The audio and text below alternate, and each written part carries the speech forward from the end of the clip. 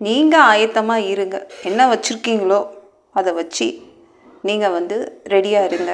நீங்கள் என்ன செய்யணுமோ அதை செய்து ஆயத்தமாக இருங்க. மிச்சத்தை தேவன் பார்த்து பாருங்க. நம்ம தமிழ் இலக்கியங்களில் இந்த பெண்களை பற்றி சொல்லும்போது அவங்க கையில் இருக்கிற முறம், அந்த முறத்தை வச்சு புளியை துரத்துவாங்களாம். புளி வந்தால் முறத்தை வச்சு கையில் இருக்கிறத வச்சு துரத்துவாங்களாம். உங்கள் கையில் என்ன இருக்குதோ அதை வச்சுட்டு ரெடியாக இருங்குங்க, அவ்வளோதான். மற்றது தேவன் ஜெயமோ கர்த்தரால் வரும். வெற்றியை கர்த்தர் கொண்டு கொடுத்துருவார். எவ்வளோ முடியுமோ அவ்வளோ செய்து ஆயத்தமாக இருங்க, ரெடியாக இருங்க. மிச்சத்தை தேவன் பார்த்துப்பார்.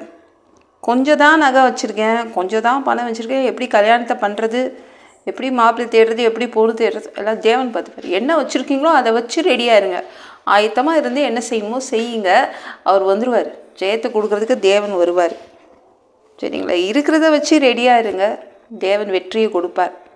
இவ்வளோ தான் என்னால் சம்பாதிக்க முடியும், இவ்வளோ தான் என்னால் படிக்க முடியும், தேவன் ஜெயத்தை கொண்டு வந்துடுவார். எப்படியோ கஷ்டப்பட்டு படித்து முடிச்சுட்டேன், தேவன் வேலையை கொடுப்பார். அதுக்கேற்ற மாதிரி அவர் ஜெயத்தை கொண்டு வந்துடுவார். நமக்கு திராணிக்கு ஏற்ற அளவு நம்ம செய்தால் போதும். தேவன் என்றைக்குமே நீ இந்த அளவு வா, அந்த அளவுக்கு வா அப்படின்னு அவர் ஒரு வரைமுறை கொடுக்கல உங்களுக்கு. இருக்கிறத வச்சு ஆயத்தமாக இருங்க, அவ்வளோதான். தேவனை இவ்வளோதான் வச்சுருக்கேன், அவ்வளோதான் வச்சுருக்கேன். மிச்சத்தை அவர் செய்வார். ஜெயத்தை அவர் கொடுத்துருவார். வெற்றியை அவர் கொண்டு வந்துடுவார். எவ்வளோ கற்றுக்கணுமோ கற்றுக்கோங்க, எவ்வளோ ட்ரெயின் எடுத்து பண்ணிக்கணுமோ உங்களை ட்ரெயின் பண்ணிக்கோங்க, பயிற்சி எடுத்துக்கணுமோ பயிற்சி எடுத்துக்கோங்க.